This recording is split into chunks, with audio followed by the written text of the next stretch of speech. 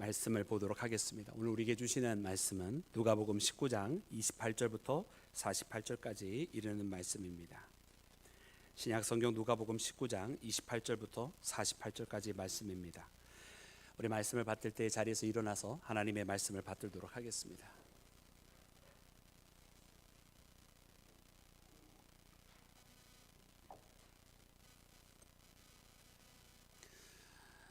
예수께서 이 말씀을 하시고 예루살렘을 향하여 앞서서 가시더라. 감람원이라 불리는 산 쪽에 있는 벳바게와 베다니에 가까이 가셨을 때에 제자 중 둘을 보내시며 이르시되 너희는 맞은편 마을로 가라. 그리로 들어가면 아직 아무도 타보지 않은 나귀 새끼가 매어 있는 것을 보리니 풀어 끌고 오라. 만일 누가 너희에게 어찌하여 푸느냐 묻거든 말하기를 주가 쓰시겠다 하라 하시매 보내심을 받은 자들이 가서 그 말씀하신 대로 만난지라. 나귀 새끼를 풀 때에 그 임자들이 이르되 어찌하여 나귀 새끼를 푸느냐 대답하되 주께서 쓰시겠다 하고 그것을 예수께서 끌고 와서 자기들의 겉옷을 나귀 새끼 위에 걸쳐놓고 예수를 태우니 가실 때에 그들이 자기의 겉옷을 길에 펴더라. 이미 감람산 내리막길에 가까이 오심에 제자들의 온 무리가 자기들이 본 바 모든 능한 일로 인하여 기뻐하며 큰 소리로 하나님을 찬양하여 이르되 찬송하리로다. 주의 이름으로 오시는 왕이여 하늘에는 평화요 가장 높은 곳에는 영광이로다 하니 무리 중 어떤 바리새인들이 말하되 선생이여 당신의 제자들을 책망하소서 하거늘 대답하여 이르시되 내가 너희에게 말하노니 만일 이 사람들이 침묵하면 돌들이 소리 지르리라 하시니라. 가까이 오사 성을 보시고 우시며 이르시되 너도 오늘 평화에 관한 일을 알았더라면 좋을 뻔하였거니와 지금 네 눈에 숨겨졌도다. 날이 이를지라 내 원수들이 토둔을 쌓고 너를 둘러 사면으로 가두고 또 너와 및 그 가운데 있는 내 자식들을 땅에 메어치며 돌 하나도 돌 위에 남기지 아니하리니 이는 네가 보살핌 받는 날을 알지 못함을 인함이니라 하시니라.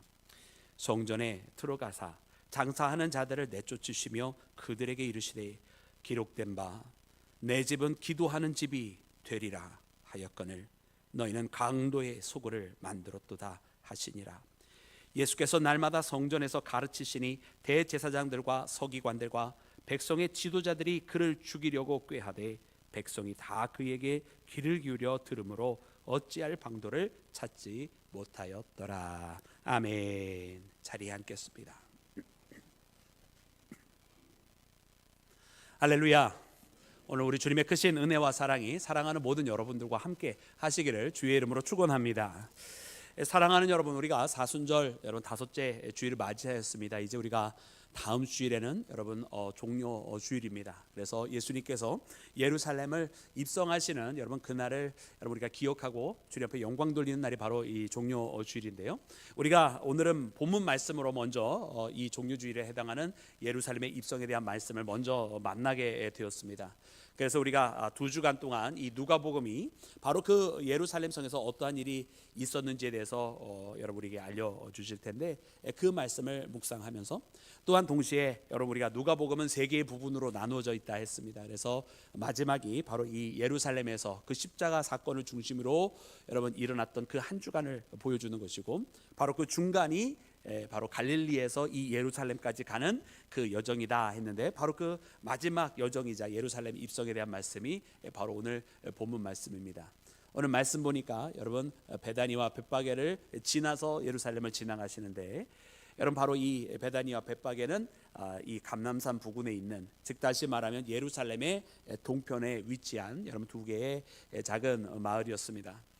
여러분 거기에서 예수님께서는 여러분 동쪽으로 입성하시는 것을 이렇게 보면 예루살렘에 여러 개의 문이 있지만 여러분 특별히 동쪽 문은 들어가자마자 여러분 거기에서 뭐 이 서쪽 문처럼 주거지가 있거나 저 북쪽 문처럼 어떤 장사의 터전이 있거나 그런 곳이 아니고 동쪽 문은 들어오자마자 바로 성전이 있는 문이 바로 동쪽 문입니다. 그래서 예수님께서는 감람산을 통해서 저 베다니와 벳바게를 지나서 여러분 기드론 골짜기를 건너면서 동쪽 문으로 들어가는 바로 예루살렘 성전으로 들어가시는 그 길을 택해서 여러분 지금 입성하시는 모습을 발견하게 되는데요. 여러분 이때 오늘 말씀을 보니까 여러분 예수님께서 어린 나귀 새끼 하나를 여러분 취하셔서 입성하게 되십니다. 여러분 예수님께서 이렇게 입성하시는 모습은 여러분 어떤 의미가 있을까요? 여러분 이 나귀를 취하는 것은 먼저 우리가 잘 알고 있는 것처럼 여러분 말씀에 대한 성취겠죠.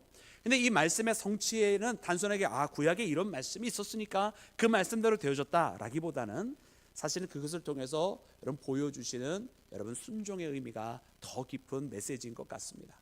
여러분 먼저 스가랴서 9장 9절에 보니까 이렇게 기록이 되어 있습니다. 우리 스가랴서 9장 9절 말씀을 함께 합독해서 읽겠습니다. 우리 다 같이 합독합니다. 시온에 따라 크게 기뻐할지어다. 예루살렘에 따라 즐거이 부를지어다. 보라, 내 왕이 내게 임하시나니 그는 공의로우시며 구원을 베푸시며 겸손하여 나귀를 타시나니 나귀의 작은 것 곧 나귀 새끼니라. 아멘. 아멘. 여러분 그렇습니다. 바로 이 말씀 그대로 여러분 예수님께서는 예루살렘에 입성을 하시는 거예요. 나귀의 새끼, 나귀의 여러분 아무도 타보지 아니한 그 나귀, 여러분 순결함을 상징하는 여러분 그 나귀를 타고 예수님께서 입성을 하시는 이 모습을 여러분 정말 말씀에 예언된 그대로 우리에게 보여주십니다. 근데 이 모습을 쭉 바라보면 여러분 우리에게 동시에 주시는 그때 당시에 많은 사람들에게 왜 저렇게 입성하실까 의아하게 하시는 여러분 그 메시지가 우리 가운데 있는 것 같아요. 왜냐하면 많은 사람들은 기대하기를 큰 군마를 몰시면서 거기에 많은 어떤 강한 병사들을 이끌고 저 예루살렘에 들어가야 거기에 있는 로마인들을 다 내쫓고 여러분 태평성대를 이룰 것이라 여러분 그렇게 생각을 하고 그런 메시아를 여러분 기다리고 있었는데 여러분 예수님의 입성은 전혀 그런 모습과는 관계가 없는 모습이었습니다. 우리가 잘 아는 것처럼 그래서 많은 유대인들은 여러분 그런 메시아가 아니었기 때문에 예수님을 메시아로 보지도 않고 메시아로 인정하지도 않았던 것을 봅니다. 오직 하나님의 은혜를 예수님의 손길을 통해서 경험한 이들만이 여러분 예수님을 주님이라고 고백을 하고 여러분 하나님 앞에 찬양했던 모습을 우리가 발견을 하게 되죠. 여러분 그래 예수님께서 이렇게 나귀를 타고 하시는 이 모습을 보니까 여기에는 여러분 이 순종의 발걸음들을 우리로 하여금 깨닫게 하시는데요. 여러분 여기에는 누구의 순종이 나와 있는가? 여러분 가장 큰 순종, 가장 기본적인 우리가 순종하는 자의 모습은 여기는 바로 예수님의 모습을 통해서 우리가 발견합니다. 그는 아버지의 뜻대로 여러분 저 예루살렘에 들어가십니다. 이 예루살렘에 들어가는 것은 많은 사람들이 생각하는 것처럼 또 이 밖에서 호산나 찬양했던 사람들의 칭송과 그 높이는 그 목소리를 듣게 된 것처럼 저 예루살렘 성에 들어가서는 그런 일을 경험하시는 것이 아니라 거기서는 오히려 거기에서 사람들이 어떻게 그를 잡을까? 그를 음모를 꾸미고 그를 모함하고 그리고 정녕 그를 붙잡아다가 해서는 안 되는 밤의 신문을 하고 그 밤에 여러분 예수님에게 그 모든 죄가 아닌 것을 예수 앞에 뒤집어 씌우는 일을 한 다음에 빌라도의 법정에 세워서 십자가에 처형을 당하게 하는 이런 말도 안 되는 불법이 연속이 되는 이와 같은 사건이 벌어지는 것이 바로 예루살렘이었으며 안타깝게도 그들은 메시아를 기다린다고 했지만 결국 그 보내어진 하나님의 아들인 그 메시아를 십자가에 못 박혀 죽게 한 사건이 벌어지는 것이 바로 이 예루살렘 성이었습니다. 여러분 예수님이 이것을 모르시고 당한 것이 아니었습니다. 우리가 잘 아는 것처럼 이미 여러분 그의 제자들에게 여러분 여러 번 인자가 고난을 당하게 될 것이라고 붙들림을 당하게 될 것이고 채찍을 맞게 될 것이고 그리고 심지어 죽게 될 것이라고 그러나 사흘 후에 다시 부활하시고 살아날 것이라고 그 제자들에게 알려주셨는 줄로 믿습니다. 그러기에 예수님은 이 예루살렘을 모르고 가신 길이 아니라 아버지의 뜻을 받들어 그 가는 그 길에 죽임을 당할 것을 알고 계셨고 고난과 고문이 기다리고 환난이 그의 앞에 있는 것을 알고 계셨음에도 불구하고 여러분 예수님은 이 예루살렘에 아버지의 뜻에 순종하여 나아가셨던 것을 여러분 우리가 꼭 발견해야 할 줄로 믿습니다. 오늘 말씀에 보니까 여러분 예수님뿐만 아니라 예수님께서 보내신 자들도 순종하는 모습을 봐요. 여러분 이 제자들은요 우리가 알고 있는 것처럼 참 답답한 자들이에요. 그죠? 우리가 때로는 참 믿음이 없고 예수님 앞에 왜 이렇게 맨날 어리석게만 행하고 엉뚱한 것을 구하는지. 물론 그들이 나중에 부활하신 예수님을 만나고 성령께서 충만하게 역사하신다면 정말 훌륭한 복음의 사자들이 됐지만 그 이전까지는 참 답답한 제자들인 것을 우리가 알지 않습니까?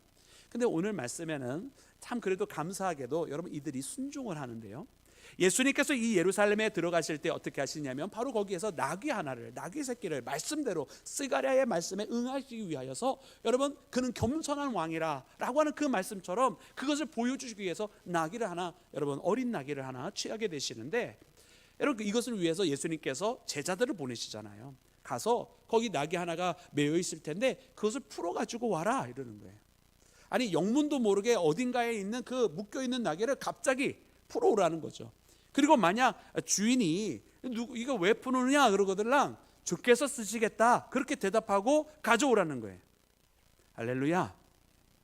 여러분 안 이상하세요?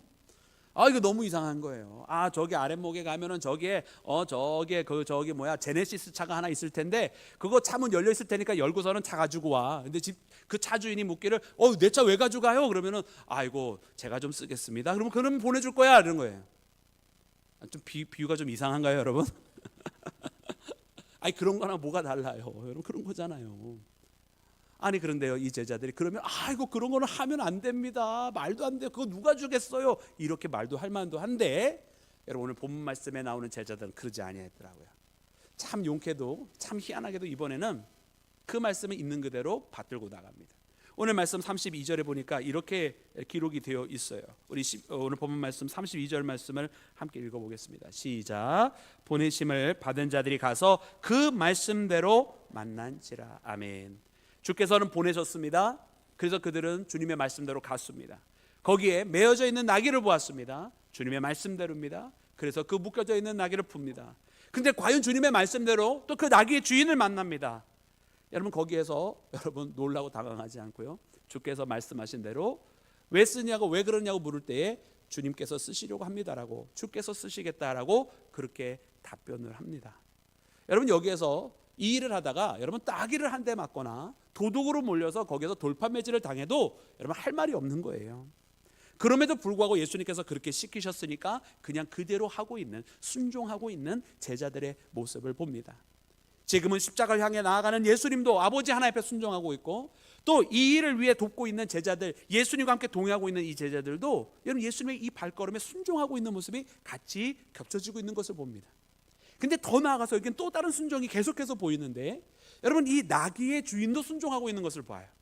여러분 이쯤 되었으면 아니 내 나귀입니다, 당신들 어디가 이상하게 된 거 아닙니까? 이렇게 말을 할 만도 한데 이 주인도 거기 아무 말도 하지 않아요. 여러분 분명 이 주인도 이 일을 위해서 준비가 되어져 있었던 사람인 것 같습니다. 우리가 그걸 알 수 있는 많은 정황들이 있어요. 이미 예수님께서 예루살렘의 여리고를 지나가게 되실 때에 그 여리고에 많은 사람들이 예수님의 이름을 다 듣고 알았더라고 되어 있고, 그래서 예수님께서 지나가실 때마다 많은 사람들이 모여 있었어요.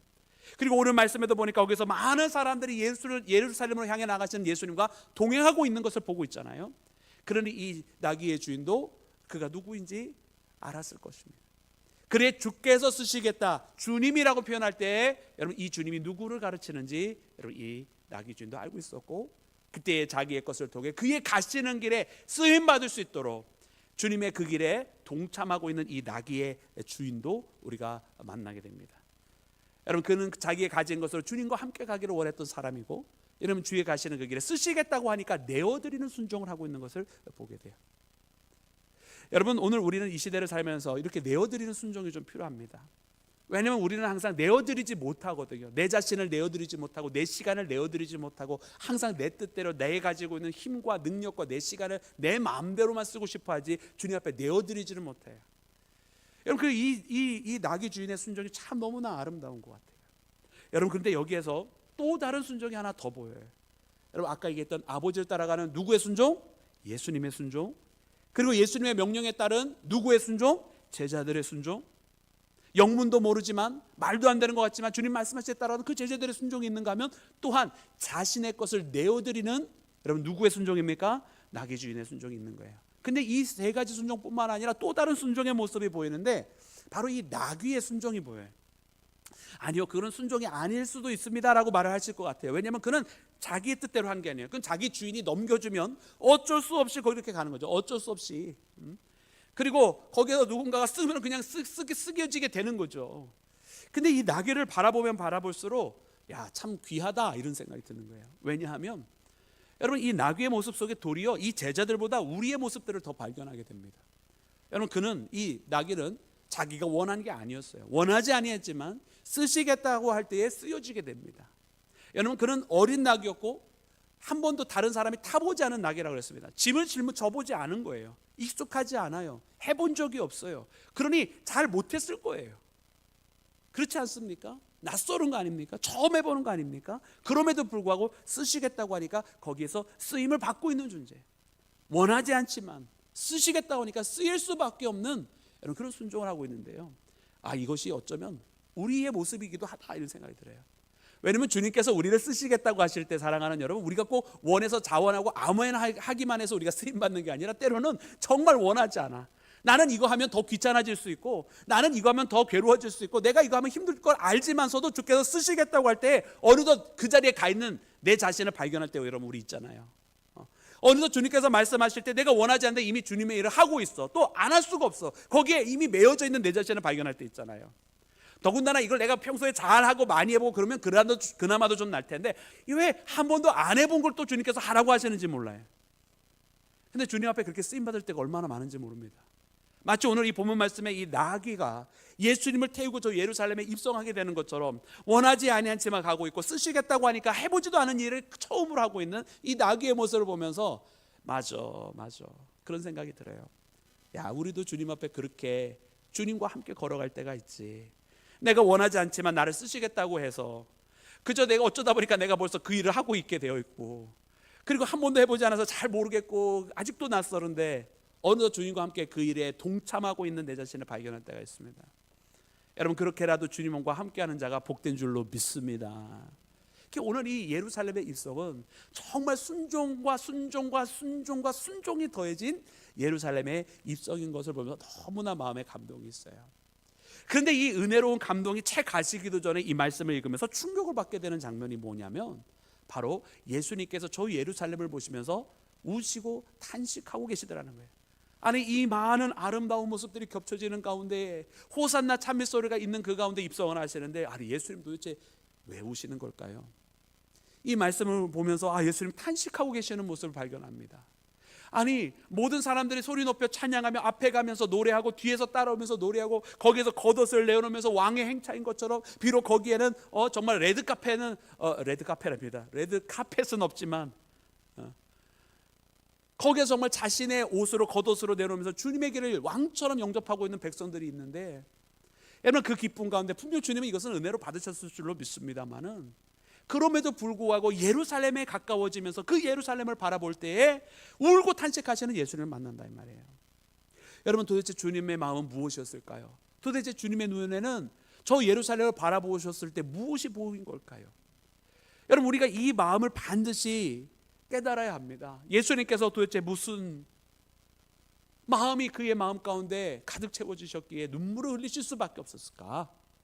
왜냐하면 오늘 이 예수님의 마음은 우리를 바라보시는 마음일 수도 있기 때문에 그렇습니다. 주님을 향한 찬양이 여전히 있고 주님을 따르는 백성들이 여전히 있음에도 불구하고 우리가 살아가는 모습이 마치 저 예루살렘의 모습과 같아서 이 찬양이 있음에도 불구하고 따르는 자들이 있음에도 불구하고 눈물과 탄식을 흘리실 수밖에 없는 예수님이 오늘 지금 우리를 향한 모습이라고 한다면, 여러분 우리는 돌이키지 않으면 안 되는 것이기 때문에 그래요.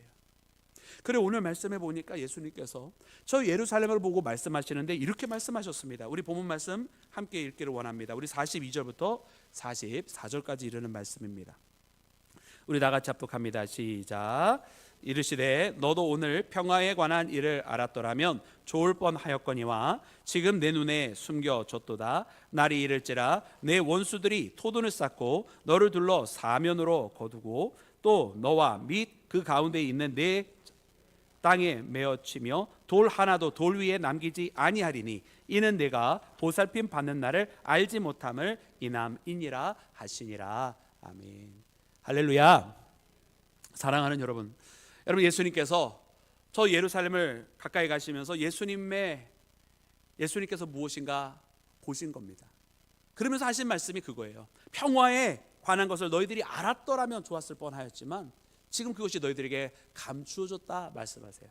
여러분, 주님은 지금 진정한 평화를 이루시려고 이 예루살렘에 가고 계십니다.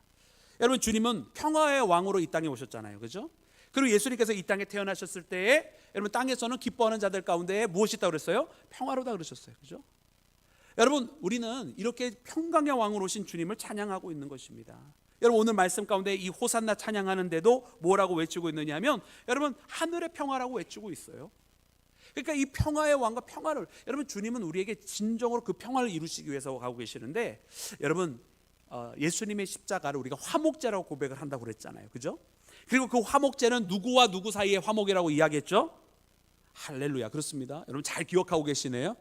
A 학점입니다. 오늘 하나님과 우리 사이의 화목이에요. 인간 사이의 화목은 그 다음에 이어지는 파생적인 화목이고, 가장 먼저는 하나님과 인간인 이 예배를 드리는 예배자와의 화목이에요. 근데 이 화목제를 왜 드리느냐? 죄 때문에 하나님 앞에 나올 수 없고 거룩하신 그분 앞에 죄인은 우리가 나갈 수 없는데, 그러므로 갈라져 있고 떨어질 수밖에 없는 우리를 이 예배라고 하는 화목제를 통해서, 더 나아가서 그 십자가라고 하는 예수님께서 드리신 진정한 화목제를 통해서 죄의 문제를 걷어버리시고 우리와 하나님 사이에 갈라놓은 그 모든 것을 제거하시고 우리로 하여금 하나님 앞에 나아가게 하셨다는 것입니다. 할렐루야. 그래서 십자가는 진정한 화목제요, 진정한 평화가 이루어지는 자리인 줄로 믿습니다. 그래서 평화의 왕이신 예수님인 거예요. 그런데 여러분, 오늘 이 말씀에 보면은 여러분 이 모든 것들이 그들에게는 감추어져, 그러니까 십자가의 비밀이 감추어져 있는 거예요.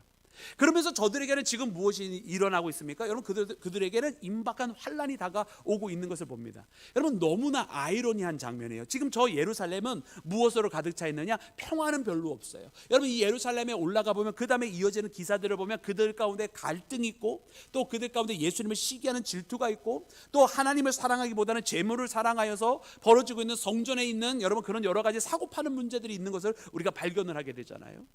여러분, 이 모든 것들은요, 진정한 평화하고는 관계가 없는 거예요. 놀라운 것은 무엇입니까? 그 예루살렘의 별칭이 있는데, 예루살렘의 별명이 뭐냐면 바로 평화의 도성이에요.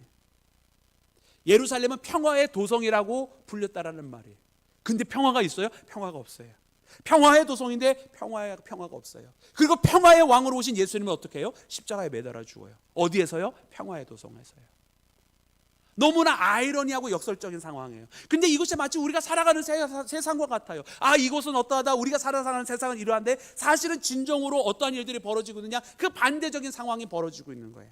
사람들은 안락함을 원하지만 안락함을 잃어가고 있는 세상, 사람들은 안전하기를 원하는데 점점 더 불안해하는 세상, 그런 세상이 바로 우리가 살아가는 세상이에요. 사람들은 입으로 사랑을 이야기하지만 실제로는 싸움으로 가득 찬 세상, 우리가 살아가는 세상이에요. 그러나 이 모든 것을 극복해내기 위해서, 또 이런 모든 것에서 건져내시기 위해서 하나님은 그의 아들 예수님을 우리 가운데 보내주신 것입니다.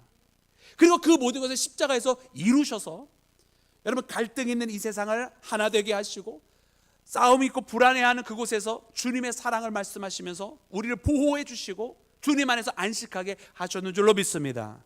그런데 이 세상은 어떻게 합니까? 그와 같은 하나님을 오히려 멸시하고 예수님을 배척하는 것이 이 세상이라는 말이에요. 그런 하나님의 뜻을 외면하고, 하나님의 내가 너를 사랑한다, 내게로 돌아오라고 하는 그 말씀을 외면하는 것이 이 세상이란 말이에요. 주님의 십자가를 보여주시지만 끝까지 완고하게 거부하는 것이 이 세상이라는 말이에요. 여러분, 그래서 이것이 우리의 살아가는 모습을 그대로 보여주는, 저 예루살렘 평화의 도성이지만 평화가 없는, 아니 평화를 오히려 멸시하고 평화의 왕을 죽이는 도성이 바로 예루살렘인 것을 발견을 하게 되는 거죠. 그렇게 이와 같은 상황 속에 너희에게 감추어졌다고 말씀하시면서 그들에게 임박한 것은 무엇인가? 여러분, 그들에 대한 여러분 심판이 있는 것을 보게 됩니다. 그래, 오늘 본문 말씀 44절에 보니까 돌 위에 돌 하나도 남지 아니하는데, 돌 위에 돌 하나도 남지 아니하는 말씀하시는데 뭐라고 그러시냐면, 이는 내가 보살핌을 받는 날을 알지 못함이라 그러세요. 그래, 여러분, 보살핌을 받는 날을 알지 못하기 때문에 이와 같은 일들이 다 벌어지는 거예요. 전쟁이 일어나고 토성과 토둔이 일어나고 거기서 그들의 자녀들이 메어침을 당하는 이와 같은 안타까운 사건들이 벌어지게 되는데, 왜냐? 보살핌 받는 날을 알지 못하기 때문에. 근데 여러분, 이 보살핌 받는 날이 무슨 뜻이냐면, 원어로 보았더니 이런 뜻이더라고요. 에피스코페라고 하는 단어인데, 이 에피스코페라고 하는, 우리 다이어그램을 보여주시면, 여러분 그 뜻이, 원뜻이 무엇이냐면, 에피스코페라고 하는 것은 오시는 날, 그래서 오는 그분이 관리하는 날, 오시는 그분이 관리하고 오는 그분이 이렇게 관장을 하게 되니까, 여러분 거기에서 보살핌이라고 하는 두 번째 파생적인 의미로 해석을 하게 되는 거예요. 여러분, 오늘 하나님께서 우리 가운데 오시면, 그래서 하나님께서 우리의 모든 것을 주관하시고 관장해 주시면, 여러분 우리는 주님의 은혜 아래에 있게 되는 줄로 믿습니다. 그래서 이 똑같은 단어로 베드로전서 2장 12절 말씀해 보니까, 그의 오시는 날에 우리가 긍휼을 입는다 그랬어요. 왜? 주님의 오심이 그의 사랑하는 자녀들에게는 구원이 되고 은혜요 자비의 날이 되기 때문입니다. 그러니까 오늘 말씀도 바로 그 오신다라고 하는 표현, 에피스코페라고 하는 단어를 통해서 와서 관장하시고 와서 관리하시는 그분 때문에 보살핌이 일어난다고 하는 거예요. 근데 그날을 너희가 어떻다고요? 알지 못한다. 아니 왜 보호해 주시는 그날에 여러분 이와 같은 환란이 일어납니까? 왜냐하면 이제 이 말씀은 두 번째 뜻을 우리가 동시에 보게 되는데, 여러분 우리가 많은 선지자의 말씀을 통해서 우리가 주의 날의 의미에 대해서 우리가 묵상을 했어요. 예레미야서를 통해서도 우리 묵상을 했고요. 이사야서의 말씀을 통해서 우리가 묵상을 해봤어요. 근데 그 주님께서 오시는 그 주의 날이라고 하는 그 날이 여러분 동시적인 사건이 두 가지가 동시에 일어나는 것을 봅니다. 하나는 주님을 믿고 따르는 자들에게는 그날은 분명 우리가 아까 이야기했던 것처럼 구원의 날이요, 자비의 날이요, 하나님의 긍휼의 날입니다. 할렐루야, 믿으십니까? 아멘이십니까? 아멘입니다. 주님께서 우리와 함께 하신 바로 그와 같은 은혜의 날입니다. 그런데 이와 같은 이 날에 주님을 믿지 않는 자들에게는 어떤 날이 되는 거죠? 여러분 그들에게는 바로 이 날이 심판의 날이 되는 거예요. 이들에게는 그 날이 하나님으로부터 벌을 받게 되는 징벌의 날이 되는 거예요. 그래서 이 지금 에피스코페라고 하는 이 단어가 동시에 두 가지 의미가 있어요. 이 헬라어가 여러분 이 히브리어를 헬라어로 번역할 때 이 에피스코페라고 하는 단어로 번역이 되는 여러분 히브리어가 있는데, 그 히브리어가 바로 가디스라고 하는 말입니다. 여러분 이 가디스라고 하는 말은 성경에 어떻게 쓰여졌냐면, 우리 두 번째 다이어그램을 보여주시면 여러분 이렇게 쓰여졌어요. 이 카디스라고 하는 말은 여러분 똑같이 온다라고 하는 의미예요. 그 누군가가 와서 관리하고 관장한다는 뜻이에요. 그래서 거기에서 임명하다라는 뜻이 있는 것입니다. 근데 와서 그와 함께 호혜를 받는 자, 그가 와서 관리하고 직접 관장하고 다스릴 때에 호혜를 받는 자는 돌보심을 받는 것이 되지만, 동시에 거기에서 만약 잘못된 자는 어떻게 되는 것입니까? 심판을 받게 되는 거예요. 징벌을 받게 되는 거예요. 그 의미가 동시적으로 있는 거예요. 여러분, 그래서 여러분 우리 창세기 50장 말씀에 보면 이렇게 기록이 되어 있거든요. 지금 이 똑같은 여러분 카디스라고 하는 단어를 통해서 창세기 50장에는 이렇게 기록이 되어 있습니다. 우리 함께 읽어볼까요? 시작.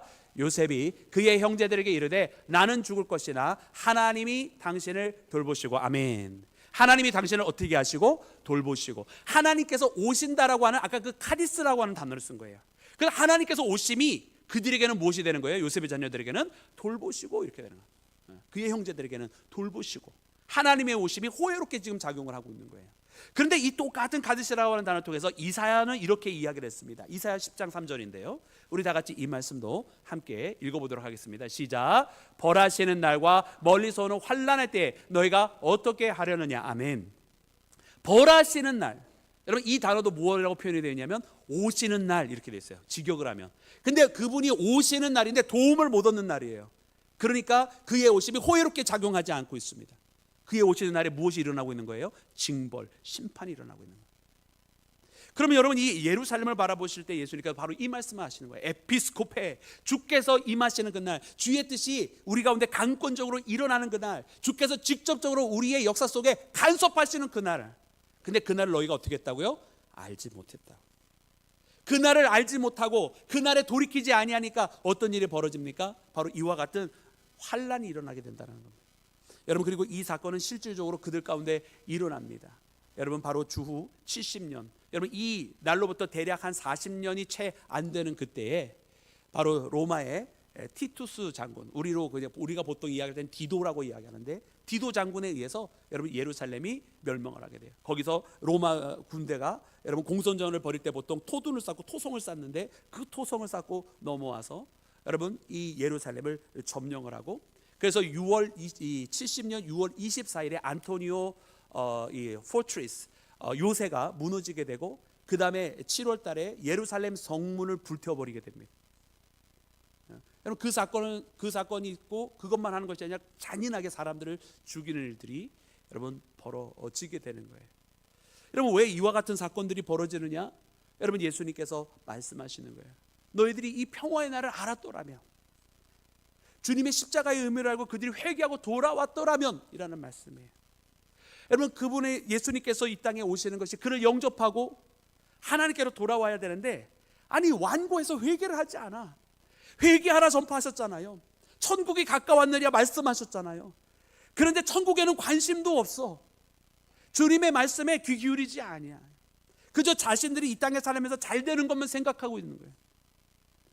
그러니 어떤 일이 벌어집니까? 정작 이방인들에게 전했더니 이방인들은 이 말씀을 듣고 여러분 회개를 시작을 했어요. 여러분 예루살렘에서 처음에 초대교인들이 일어났지만 곧 환란이 일어났자 이 초대교인들이 여러분 그 주변에 열국으로 다 흩어지면서 복음을 전파하기를 시작을 하는데, 여러분 저 안디옥은 그 도성 전체가 다 변해서 크리스찬이 되었어요. 그래서 그리스도인이라는 말이 처음 그 도성에서 나왔어요. 어디에서요? 예루살렘에 있는 도성이 아니라 저 이방 땅에 있는 도성에서 그리스도인들이라고 하는 도시 전체가 다 기독교인이 되는 사건이 벌어지게 되었습니다. 여러분 이방인들이 돌아서기를 시작했어요. 주님 앞에 부름받기 시작했어요. 저 에티오피아 간다게 그 국고를 맡고 있었던 사람이 돌아왔어요. 주님 품으로 왔단 말이에요. 여러분 저 열방이 변하기를 시작을 하고 예수를 믿는 사람들이 늘어나고 있는데, 여러분 초대교회들이 막 일어나는데 말이죠, 그 초대교회들이 했던 일 중에 하나가 무엇입니까? 바울을 통해서 예루살렘 교회를 도와줘요. 무슨 뜻이에요? 그건 예루살렘은 강성하게 그리스도인들이 일어났다는 뜻입니까? 아닙니까? 아니란 이야기예요. 아니란 이야기예요. 이방인들은 다 주님 품으로 돌아오고 회개하고 예수 그리스도를 영접하고 그의 말씀에 순종하고 따르기를 시작을 했는데, 그래서 이 예루살렘 입성의 그 순종의 역사가 이제는 세계로 퍼져나면서 예수님을 따르는 순종의 역사는 확산이 되어가기를 시작하는데, 정작 누구는 아직도 순종하지 못하고 있는 거예요? 예루살렘은 순종하지 못하고 있었던 거예요.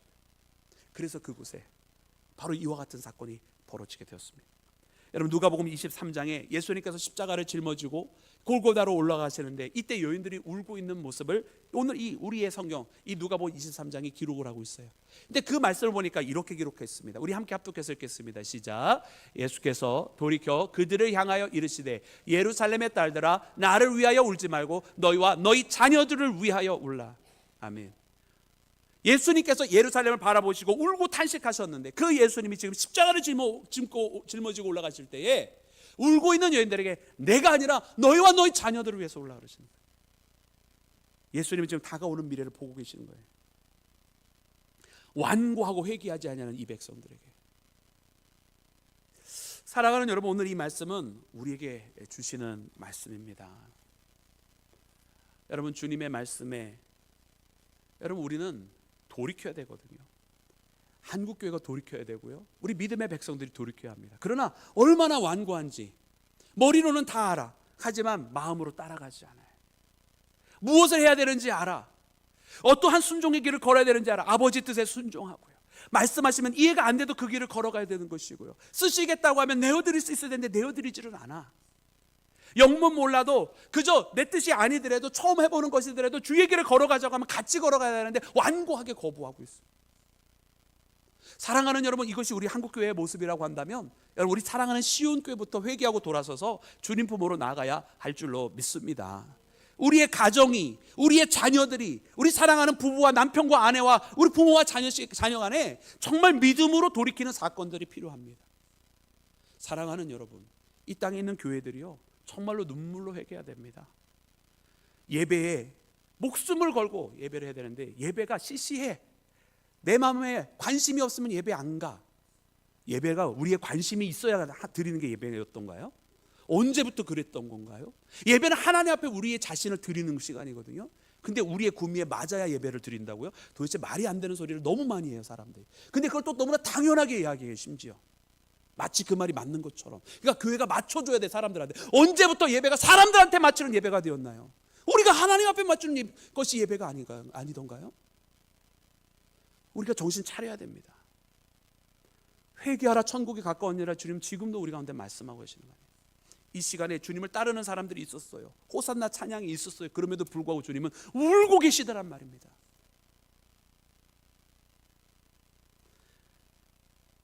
우리가 잘 아는 유대인 역사가 중에 플라비우스 요세푸스라고 하는 사람이 있었습니다. 여러분 그는 이날의 사건에 대해서 이렇게 기록을 하고 있어요. 그 70년 로마 티투스에서 예루살렘이 멸망당하는 그때의 기록인데, 성 내부에 진입한 로마군은 분노에 차서 닥치는 대로 사람들을 죽였다. 당시 예루살렘에는 유월절을 맞아 외국에서부터 방문한 디아스포라 유대인들이까지 많이 있어서 그 피해는 더욱더 컸다. 로마군의 점령 뒤에는 무자비한 약탈이 뒤따랐고 그 일을 위해서 끔찍한 사륙이 자행되었다. 거리 이곳저곳에서는 겁탈당한 부녀들의 비명소리가 아비규환을 이루었고 유대인들의 피로 도랑을 이루었고 예루살렘 성은 폐허가 되었다. 간신히 살아남은 자들은 검투사로 끌려갔다. 이날은 예루살렘의 최후의 날이었다. 평화의 성은 끝나버렸습니다. 여러분, 제가 작년 봄에 로마 다녀오면서 거기에 여러 개의 개선문이 있는데 그 중에 그 포로 로마노 쪽으로 넘어가면서 있는 개선문을 소개해드린 적이 있어요. 다른 개선문에 비하면 상대적으로 조금은 좀 볼품없는 개선문이었지만 그 개선문 안쪽 면에 보면 어떤 그림이 있냐면 이 로마 군인들이 메노라라고 하는 그 칠손 촛대, 바로 유대에 있었던 그 칠손 촛대를 로마로 가지고 오는 그림이 박혀져 있는 개선문이 있어요. 그 개선문이 바로 디도가 70년에 예루살렘을 점령하고 돌아오는 승리의 개선군일 때 만들어 놓은 문입니다. 예루살렘은, 회개하지 않은 예루살렘은 하나님 앞에 징벌을 받았습니다. 여러분, 오늘 이 시대를 살아가는 우리에게 분명 주님의 구원의 날과 평화의 날은 있습니다. 그러나 여러분, 우리가 그 전에 주님의 부르심이 있을 때 회개해라 할 때 회개해야만 합니다. 여러분, 회개하지 않고는 하나님의 은혜로 우리가 덧입혀질 수 없습니다. 하나님은 회개하지 아니한 자를 사용하지 아니하십니다. 하나님의 은혜와 축복은 회개 후에 옵니다. 여러분, 우리나라의 복음의 역사도 보면 회개 후에 찾아왔습니다. 여러분, 우리 삶의 은혜와 여러분 하나님의 열매로 가득 채워지는 것도 회개가 있은 후에 이루어졌습니다. 여러분, 이 사순절은 회개의 시간이라 여러분 우리가 다 알고 있습니다.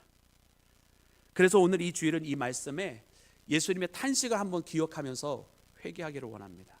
주님, 우리가 그동안 회개하지 않았던 것, 무시하고 멸시했던 그 모든 이야기, 나는 아닐 거야 라고 생각했던 그 이야기, 그 모든 것을 포함해서 주님 회개합니다 라고. 주님, 우리 사랑하는 가족들, 내 죄가 아니니까 기도 안 했던 것들, 그러나 내 사랑하는 가족들인데 내 사랑하는 남편이 회개하지 않은 거 내가 대신 회개합니다. 내 사랑하는 아내의 기도 제목 내가 대신 회개합니다. 우리 사랑하는 자녀들, 세상 속에 너무나 빠져 있는데 내 사랑하는 자녀들의 잘못들 내가 주님 앞에 나의 죄로 회개합니다. 우리 사랑하는 교회의 잘못들, 아무개 누가 언제 그랬어 그러지 마십시오. 내가 짊어지고 회개합니다. 우리 교회 역대에 있었던 목사님들의 잘못 있습니까? 제가 짊어지고 회개하겠습니다. 사랑하는 여러분들도 여러분들 주변에 누군가 뭐 실수한 것이 있으면 그냥 긍휼히 여겨주시고 나의 죄로 생각하고 각자 여러분 회개한다면 여러분 주님께서 우리에게 은혜의 날을 선포해 주실 줄로 믿습니다. 완고하여 회개하지 아니했던 저 예루살렘의 잘못을 반복하지 않고 오직 주님의 뜻대로 진정으로 변화받는 믿음의 자녀가 되기를 주님의 이름으로 축원합니다.